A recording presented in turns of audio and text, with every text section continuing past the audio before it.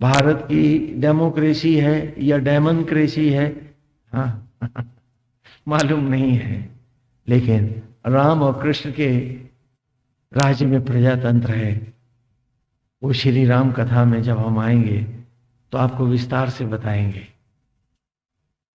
कि वो कहानी क्या थी जो सरयू के तट पर हुई थी, वो मूल कथा क्या थी।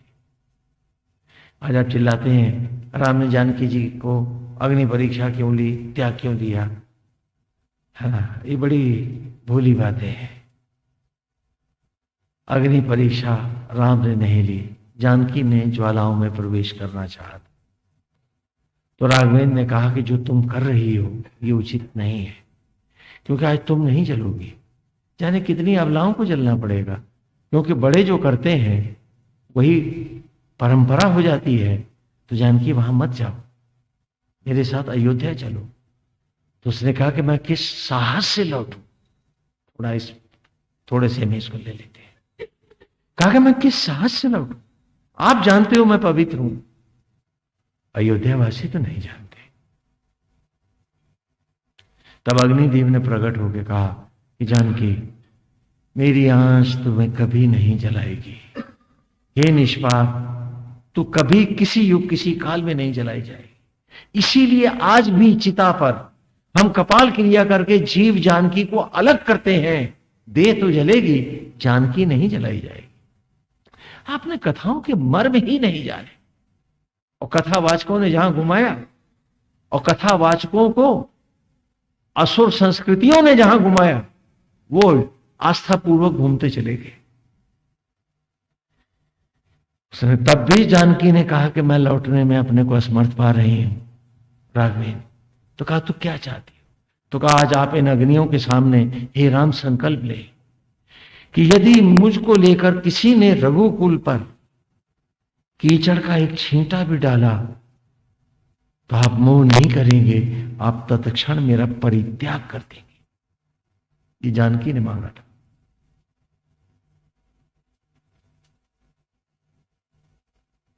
और तब श्री राम ने कहा था जानकी,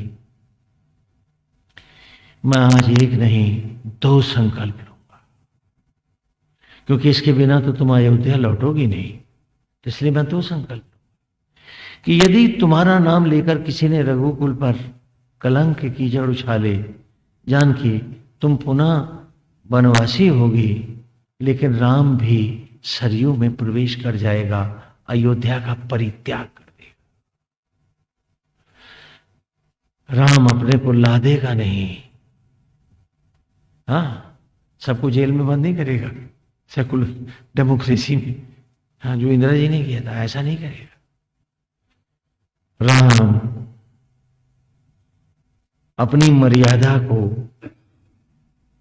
मर्यादा का कफन पहनकर सरयू में प्रवेश कर जाएगा, अर्थात सन्यासी हो जाएगा, हमेशा हमेशा के लिए अवध का परित्याग कर देगा। तो जान ऐसा क्यों हुआ, वैसा क्यों हुआ, वो तो विदुषियों ने बहुत गाया, और किसी ने मुझसे ये नहीं पूछा कि श्री राम क्यों सरयू समाया,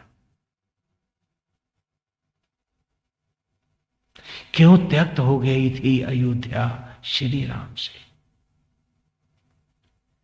आज यही हमारा सबसे बड़ा दुर्भाग्य है कि हम हवाओं के पीछे भागते हैं, इसलिए नेता रोज हमको मूर्ख बनाते हैं। भाई सेकुलरिज्म क्या है? सांप्रदायिकता को भड़काने वाला, भेदभाव कराने वाला, उकसाने वाला एक षड्यंत्र, वो महानतम है। हमें ना सांप्रदायिकता चाहिए न सेकुलरिज्म चाहिए, हमें तो परिपक्व मानवीय स्तर पर सारे राष्ट्र का एकत्व चाहिए, अ परफेक्ट ह्यूमन कंट्री, जहां कोई सांप्रदायिक संकीर्णता ना हो, कोई सांप्रदायिकता ना हो, कोई भेदभाव ना हो, कोई किसी को सताए नहीं, सब में एक आत्मा का भाव हो, और हर कोई हर किसी पर न्यौछावर होकर जी रहा हो। क्या आप ऐसा राष्ट्र नहीं चाहेंगे?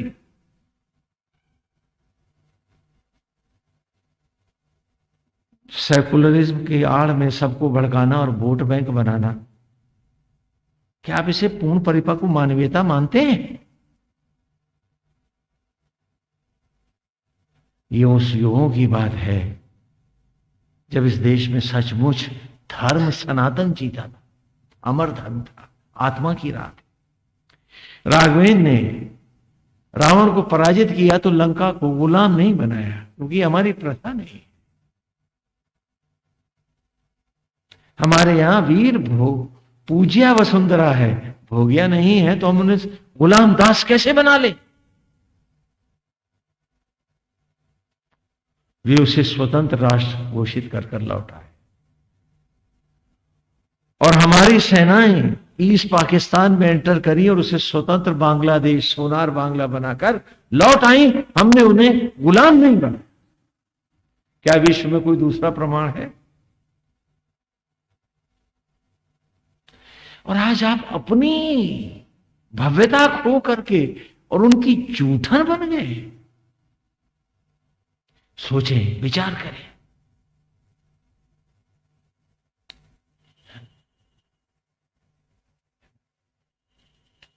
यहां कोई किसी को परित्याग नहीं करता है। नारी तो पूज्य है, मां है। परमेश्वर को भी हमको बनाने के लिए इसी की शरण में आना होता है, क्योंकि उसी के गर्भ में बनते हैं हम कैसे किसी को परित्यक्त अथवा परित्यक्ता कह सकते हैं यदि हम सनातन धर्मी हैं?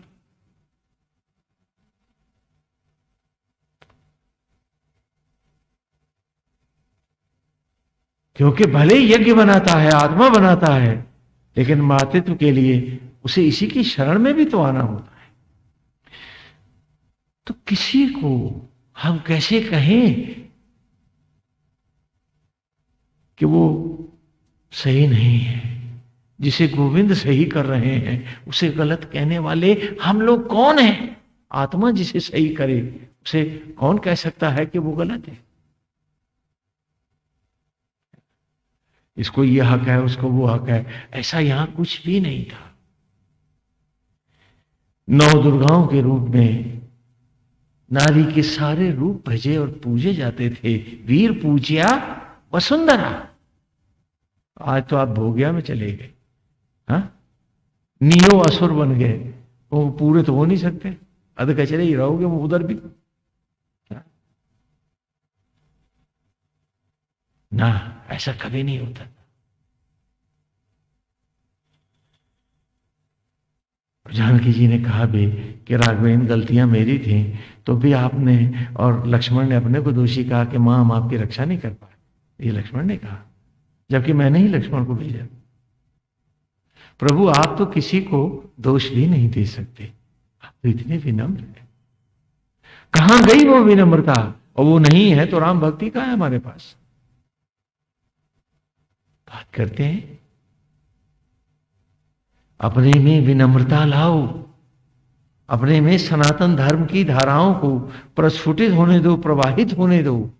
ये थोथी भक्ति कोई भक्ति नहीं होती। अपने अपने स्वभाव बदलो, साधो सूरत समारो। जिसने अपने स्वभाव, अपनी सोच, अपने आचरण को नहीं धोया है उसने कभी भक्ति नहीं पाई। यही जीवन के सत्य हैं और इससे हटके कोई सत्य नहीं है।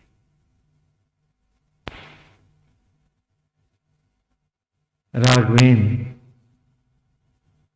को रोका था वशिष्ठ ने कि पहले वानप्रस्थ करोगे तभी तुम्हें सरयू में प्रवेश मिलेगा। और 10 वर्ष के बाद 11वें वर्ष में तुम जा सकते हो। और उसी वक्त श्री राम सरयू में प्रवेश कर गए थे। वो पूरी कथा सरयू के तट उपन्यास में भी मैंने आपको दी है। भगवान राम की कथा का तत्व रूप दिया है कि गुरुकुल में हम कैसे पढ़ाते थे, वेद की इस गंभीर ऋचाओं को कितना सरल और मनोरम करके छोटे बच्चों तक लाते थे। और आज आप भागते हो इस अमृत ग्रंथ से।